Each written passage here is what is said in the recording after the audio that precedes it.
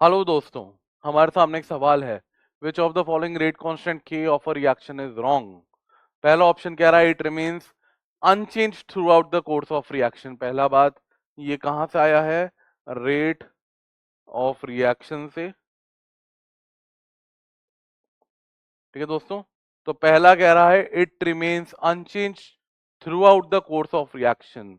ये करेक्ट है। Rate constant एक कांस्टेंट वैल्यू होती है जिसको हम बोलते हैं कि वो टेम्परेचर पे डिपेंड करेगी। हाँ, और फैक्टर भी होते हैं, पर सबसे बड़ा टेम्परेचर होता है, सबसे बड़ा फैक्टर होता है टेम्परेचर।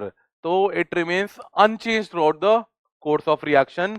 बिल्कुल सही बात है, नहीं बदलता, रेट कांस्टेंट कांस्टेंट रहता है। ठीक है ना।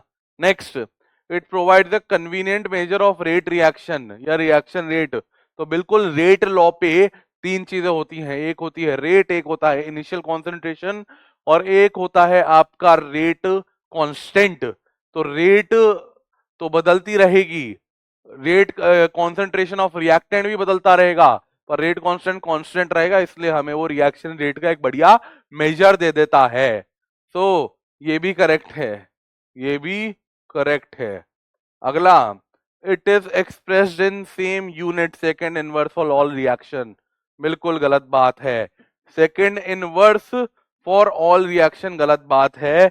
ये अगर होता सही तो होना चाहिए था for first order reactions, for first order reaction.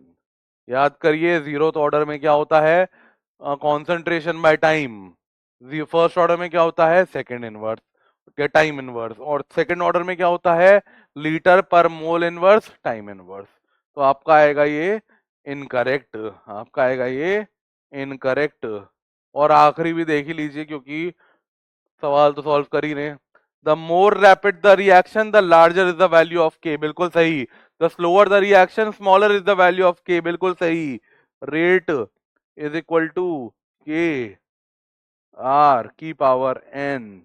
खुद देख लो, के बड़ा रेट बड़ी, के छोटा रेट छोटी। ये भी जी करेक्ट है।